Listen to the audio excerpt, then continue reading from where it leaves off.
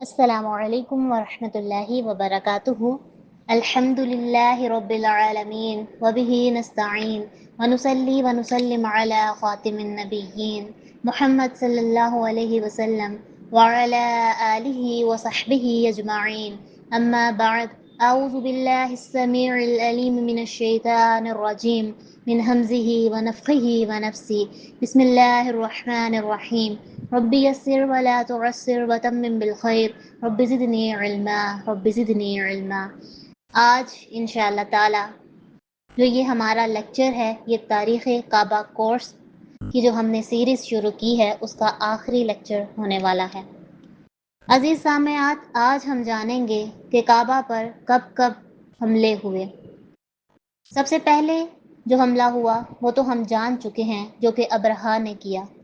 اس کا انجام کیا ہوا، کس طرح اللہ تعالیٰ نے پرندوں کے ذریعے اسے عبرت کا نشان بنایا، یہ بھی ہم جان چکے ہیں۔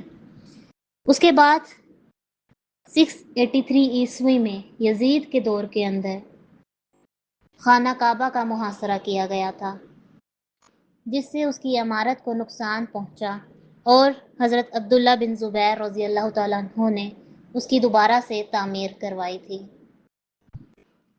اس کے بعد 692 عیسوی میں حجاج بن یوسف نے مکہ کا محاصرہ کیا، تبھی حضرت عبداللہ بن زبیر بھی شہید ہو گئے اور خانہ کعبہ کی عمارت کو دوبارہ سے بنایا گیا تھا۔ 930 عیسوی میں ایک گروہ تھا جس کا نام کرامتا ہے، اس نے حملہ کیا۔ حملہ کرنے کے ساتھ اس نے کیا کام کیا کہ وہ حجر اسود کو اپنے ساتھ ہی لے گئے۔ کچھ سال حجر اسود ان کے پاس ہی رہا تھا، لیکن بعد میں حجر اسود کو واپس لایا گیا۔ 1629 عیسوی کے قریب سیلاب کی وجہ سے بھی خانہ کعبہ کی عمارت کو نقصان پہنچا، اور پھر جو عثمانی تعمیر کروائی گئی اس کے اندر خانہ کعبہ کو دوبارہ سے صحیح کر دیا گیا۔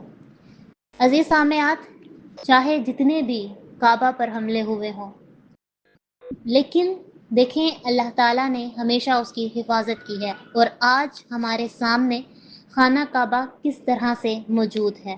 ایسا نہیں ہے کہ وہ بالکل ہی صفائے ہستی سے مٹ چکا ہو، بلکہ وقت گزرنے کے ساتھ ساتھ اس کی تعمیرات بھی ہوتی گئی۔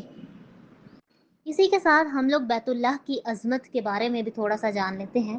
جس طرح سے ہم نے پہلے جانا کہ قرآن مجید میں اللہ تعالیٰ کہتے ہیں ان اول بیت، بے شک پہلا گھر، وضع للناس، جو کہ لوگوں کے لیے بنایا گیا، جس کی بنیاد رکھی گئی، وہ مکہ میں ہے، یعنی کہ وہ خانہ کعبہ ہے۔ پھر خانہ کعبہ ایک توحید کی علامت ہے۔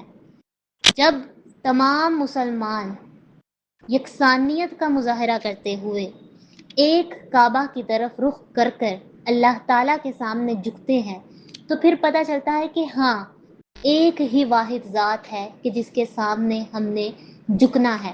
اور پھر دیکھیں اس کے ساتھ ہی مسلمانوں میں کیسی یکسانیت پیدا ہوئی۔ بے شک کوئی امیر ہے، غریب ہے، چھوٹا ہے، بڑا ہے، کالا ہے، گورا ہے، کچھ بھی ہے، وہ صرف اور صرف نماز میں رخ خانہ کعبہ کی طرف ہی کرتا ہے۔ پھر آپ دیکھیں کہ عمرہ اور حج جو ہم کرتے ہیں اس کے اندر بھی خانہ کعبہ کا طواف کیا جاتا ہے۔ اب ایک عمرہ اگر کوئی انسان کر لیتا ہے تو اس کی فضیلت حدیث میں کچھ یوں آئی ہے، نبی کریم صلی اللہ علیہ وآلہ وسلم نے فرمایا ایک عمرہ دوسرے عمرے تک کے گناہوں کا کفارہ بن جاتا ہے۔ اور اگر ہم حج کے بارے میں دیکھیں تو اس کے بارے میں آتا ہے جس نے اللہ کے لیے حج کیا اور گناہوں سے بچا، وہ ایسے واپس لوٹتا ہے جیسے آج ہی پیدا ہوا ہو۔ پھر آپ دیکھیں کہ جو مسجد حرام ہے اس کے اندر ایک نماز ادا کرنا کتنی نمازوں سے زیادہ افضل ہے۔ حدیث میں آتا ہے کہ مسجد حرام میں ایک نماز ادا کرنا، اگر ہم کسی دیگر یعنی کوئی عام سی مساجد میں جا کے نماز ادا کرتے ہیں تو وہاں کی 1,00,000 نمازیں ادا کرنے سے زیادہ افضل ہے۔ اللہ تعالیٰ ہمیں وہاں جانا نصیب کرے تاکہ وہاں جا کر ہم نمازیں پڑھ سکیں، تاکہ ایک نماز اگر ہم پڑھتے ہیں تو اس کے بدلے میں ہمیں کئی نمازوں کا ثواب مل سکے۔ آج اسی کے ساتھ جانتے ہیں کہ ہماری ذمہ داریاں کیا ہیں بیت اللہ کے حوالے سے۔ سب سے پہلے تو ہمارے دل کے اندر بیت اللہ کی بہت محبت ہونی چاہیے، کیونکہ ایک تو اسے حضرت ابراہیم نے بھی تعمیر کیا، پھر ہم نے یہ بھی دیکھا کہ ہمارے پیارے نبی حضرت محمد صلی اللہ علیہ وسلم کی خواہش تھی کہ اس طرف رخ کر نماز کو پڑھا جائے۔ پھر آپ دیکھیں کہ جب بھی کوئی مسلمان کعبہ کو دیکھتا ہے، اس کی پہلی نظر کعبہ پر پڑتی ہے، اس کی کیا کیفیت، دلی کیفیت اس وقت کیا ہو جاتی ہے، اس کا ایمان ایک بار پھر سے تازہ ہو جاتا ہے۔ تو ہر مسلمان کعبہ سے محبت رکھتا ہے، ہمیں بھی کعبہ سے بہت محبت رکھنی چاہیے، اور وہ محبت کس لیے؟ اللہ تعالیٰ کے لیے، کیونکہ اس کو دیکھ کر ہمیں اللہ کی یاد آئے گی۔ اس کے بعد اگر ہمارے پاس وسائل ہوں، اتنے پیسے ہوں کہ ہم وہاں جا سکیں، تو ہمیں حج یا عمرہ لازمی کرنا چاہیے۔ ایسا نہیں کرنا چاہیے کہ ہم پیسے سونا بنا رہے ہیں، گھر بنا رہے ہیں، گاڑیاں لے رہے ہیں، لیکن زندگی کے اندر نہ تو کبھی عمرہ کیا اور نہ ہی کبھی حج کیا۔ پھر اگر کبھی کعبہ پر کوئی حملہ کرے، کوئی دشمن بری نگاہ ڈالے، تو ہمیں اس کے سامنے ڈٹ جانا ہے، مقابلہ کرنا ہے۔ اور جس طرح سے ہمیں دیکھیں سبق ملتا ہے کہ خانہ کعبہ کی طرف رخ کر تمام مسلمان ایک یکسانیت کا درس دیتے ہوئے نماز کو ادا کر رہے ہیں، تو ہمیں بھی اپنے اندر، یعنی جو ہم تمام مسلمان ہیں، اپنے اندر اتحاد کو پیدا کرنا ہے۔ ویسا اتحاد، جیسا اتحاد ہم ایک طرف رخ کر نماز پڑھتے وقت کرتے ہیں، ہر معاملے میں ہمیں متحد ہونا ہے۔ لیکن افسوس ہے کہ آج امت مسلمہ بکھر چکی ہے، کوئی کسی فرقے میں چلا گیا، کوئی کسی فرقے میں چلا گیا۔ ہمیں ایسا نہیں کرنا، ہمیں متحد ہونا ہے اور یکسانیت کی مثال دوسرے معاملات میں بھی دینی ہے۔